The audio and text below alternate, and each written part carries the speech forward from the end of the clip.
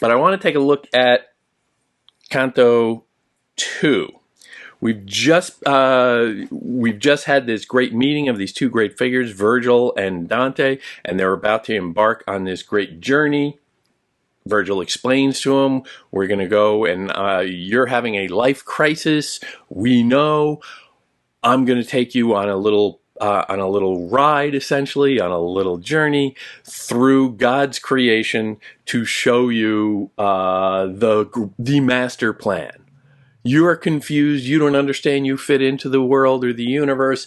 Let me explain the universe to you so that you can understand the big picture and your role within it. You can know then the mind of God.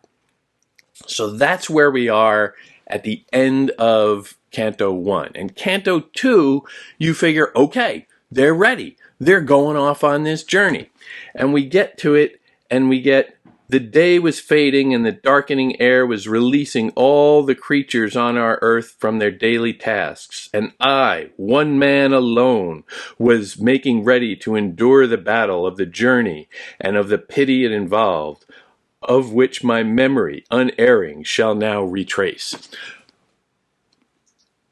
Which, for those of you who take a break after Canto 1, is a nice little recap, a little reminder of what's going on. But it is sort of a retread. You know, if you're just flipping the page from Canto 1 to Canto 2, and you see that, it's like, oh, okay, well, I know we're there. It seems like a delay. It seems like a little bit of a stall. You get some progression hinted at here, some more folds of the broader themes of the poem, but it is just a recap of themes already cited.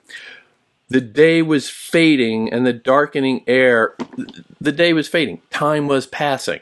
Time was moving on. There is some progression, but still we're being told that, okay, it's getting darker. Darker is a progressive thing throughout hell, and the vision, the capacity of vision is becoming more and more occluded with every passing line, effectively.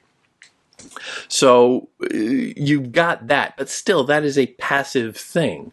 When the figure of Dante in the poem, the pilgrim Dante is standing there with Virgil. He is not actively making time pass. He is standing there, and time is passing around him. So there is this passive quality to a lot of this, and then that curious line, and I, one man alone, which in the Italian is io sol uno. Io sol uno are three words that mean alone. Io is I, or me. Sol is alone. Uno means one. So he's really punching that io sol uno. But he's already said in the previous canto, we know, but it's curiously left out here, that he's with Virgil. Virgil, who is his great teacher, il mio maestro, il mio attore, as he is called, but also a rival. The one that he has to take down a peg or two. So I alone, one,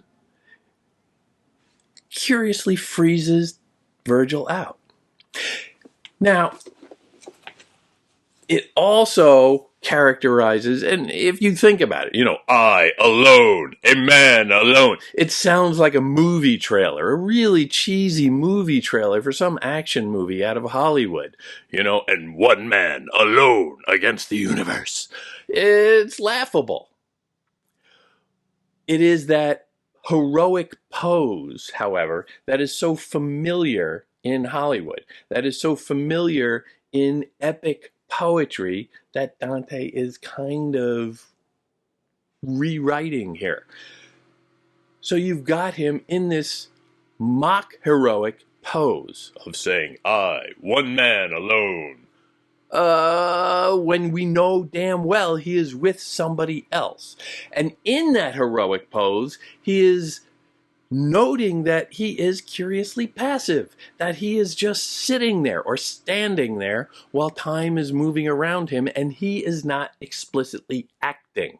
He is not doing the heroic thing, which is to act rather than be acted upon. And he is curiously stalling. You would expect in that earlier at the end of Canto 1 that they have resolved upon this journey. You would expect that things get moving right away. Let's get into hell. Yeah! But this canto, Canto 2, is a curious reintroduction, a curious retread of what happens in Canto 1. There is progression, there is development. We learn more about Virgil's mission, his goal in this, his role in this, and we learn a lot more details through the dialogue of these two characters. But still, it's not moving forward explicitly in the narrative. The curious role of stalled progression in this poem is very significant. It hints at what becomes a very well developed theme. It hints at a divided will. Think about it. The character of Dante the Pilgrim in this wants to find his way, but he's scared. He is deliberately and explicitly saying, I am scared, I am frightened, which again is a reversion of the typical heroic mode of being fearless. He comes right out and says, I am frightened. And so I want to go on this journey. I want to go confront all of these horrors. I want to find my way, but at the same time, I don't want to. I'm scared to. I'm uncertain. I am in this middle zone between certainty and feeling lost. And in that middle place, he is being pulled in those two directions that are also simultaneously crushing him. So these little themes are coming out very subtly, but at the same time explicitly. These little lines are the very first lines of the canto. Beginnings always matter. Watch what happens at beginnings. So the poem is suggesting at some intensity what's really going on here, even as the figure Dante, the character Dante, is acting at some divergence from it. So it's creating a little bit of ironic distance.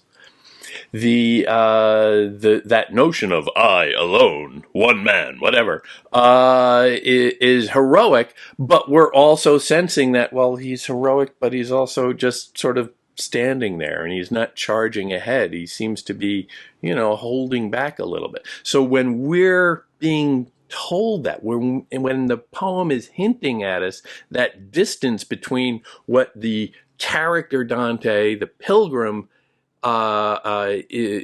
thinks of himself and is at some distance from what we are developing our own opinions of him to be, that differing perspective gives us another hint that we need to be jumping in and performing that role of interpretation. We need to be exercising our critical perspective to say, wait a minute, that person, that character doesn't have all of the answers, but maybe I do. Maybe I have, or at least different answers. So I can judge that character.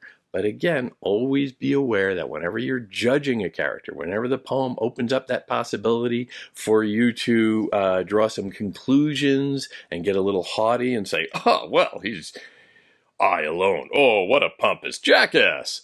The poem might be setting you up by giving you that sense of security, giving you that sense of confidence that it will then undercut and expose that you are also perhaps a little blind, that you are subject to the same foibles as the characters in the poem, Dante and the people that he meets.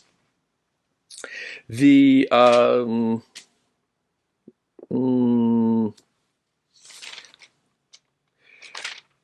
the key element that we learn in Canto 2 is Virgil's mission. Virgil tells of how he has been sent to pick up Dante, essentially, to drag him along on this journey, and he has been sent in a very particular way. He was singled out. A gracious lady sits in heaven grieving for what happened to the one I sent to you, and her companion breaks heaven's stern decree. That gracious lady, we are introduced to a number of them throughout this little scene, where it is the Virgin Mary, Saint Lucia. Lucia means light, and think of all the uses of light and darkness that we will see in this poem. And also a very familiar name to Dante files, Beatrice. Beatrice is the girl that Dante fell in love with at a very young, impressionable age, walking down the street in Florence, and who died very young after Dante having really never spoken to her or interacted with her at all, as far as we know. But he idolized her, he worshipped her, and he practiced the kind of courtly love tradition where he saw her as a representative of divinity on earth through which he could worship and thus access through to divinity itself, which is a kind of a proxy not only for God, but also for the Virgin Mary. Another example of a female human who is a vessel for divine grace. And so you get these images of benevolent, holy female characters right at the beginning here. The idea that they are guiding Virgil, they are directing him to say, all right, that guy over there, he needs help. You go do that. You go get him and you take him on this journey. And Virgil is telling this story in a kind of devotional mode himself, saying, you know, this gracious lady, or he is then their servant. He is their knight in another courtly chivalric mode. He is the knight who has been sent on this mission, and that casts him in a kind of adventurous, heroic mode himself. He is telling this as a story. That's important. He is telling this as a story in which he is a kind of hero, the protagonist, the knight in shining armor who will do the lady's bidding and go out there and save the poor lost soul, the victim of life, that pathetic little guy down there named Dante. So you can see how Virgil, the literary figure, the storyteller himself, is taking control of this story. And Dante, the aspiring poet within the poem, the character, might chafe a little bit at that, might feel a little frustrated. Virgil casts himself as the protagonist, but Dante wants to see himself, io sol uno, as his own hero. So you can see already these tensions coming to a head. Dante comes right out and casts himself or compares himself, and think about what comparing is, compares himself to two other figures who have gone to essentially the afterlife and returned. And he says, I am not Aeneas, I am not Paul. Aeneas is the figure in Virgil's great poem, the Aeneid, who at one point goes to the underworld. Paul is St. Paul, who does essentially the same, but in a Christian context. So you have the pagan and the Christian once again, always in tension. And you have Dante denying he is like those two, but at the same time, he is asserting that he is like those two. When you deny that I'm not like this guy and I'm not like that guy, you're already putting those two ideas of you and them together. Or he is doing that of himself and them together. And then, of course, the poem itself is the bearing out of that very case. If he is saying that, well, no, only great heroes, only great figures like Paul of Tarsus and Aeneas from the Aeneid, only those figures, those great, monumental, world-founding heroes can do this. And then the poem goes and shows that Dante himself is doing that. Well, what's the conclusion? He is himself also then a great world-changing hero, which is wresting back that heroic mode, taking away from Virgil the dignity of being the central figure, denying Virgil's participation in any way, ultimately, io sol uno, and exercising an active role in his own story, forcing himself into it. And remember, this whole passage here is that divided will. Is the story going to start? Am I just going to sit back and think about it? Do I need more context before I move ahead, or can I just charge ahead without any background? All of this is going on. That divided will. Do I do this? Do I not? I'm not sure. It recalls one of my favorite moments from one of Dante's favorite writers, the writer Augustine, Christian writer of the 4th century, who when he prays essentially at one point for a conversion in order to leave behind a life of a little too much sin, a little bit too much fun, let's say, and so that he can devote himself to God and become a finally fully devout Christian. And he says at one point, God, make me chaste, to give up sins of the flesh, make me chaste, God, but not yet. Which I love. That is great. That divided will, that sense that I want to do this, but I don't want to do this. I want to give myself over to God, but in time. Let me just go have a little bit more fun first. That divided will is a part of the human condition that Dante is exploring here. That feeling pulled in all of these directions. Do I start? Do I hold back? I want to go, but I'm afraid. All of this is pulling at him, and all of this is crushing him simultaneously, and he is working this out. So in this second canto, it is a kind of retread of the first. It is another overture to the broader poem, but it is thematically consistent with what he is doing. He can't just charge right ahead. The poem would be a lie if he immediately leapt into action and started charging down into hell.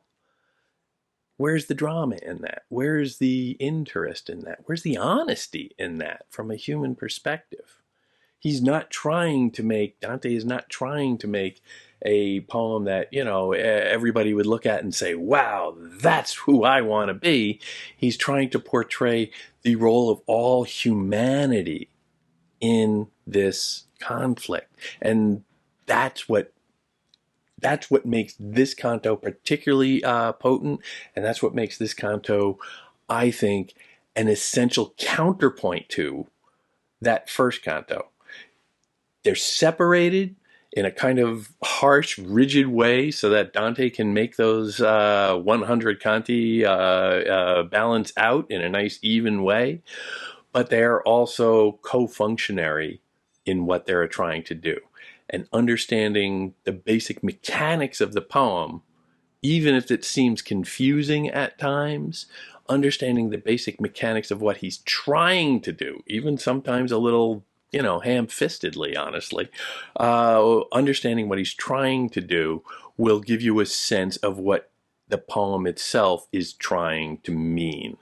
So bear that in mind as we move forward.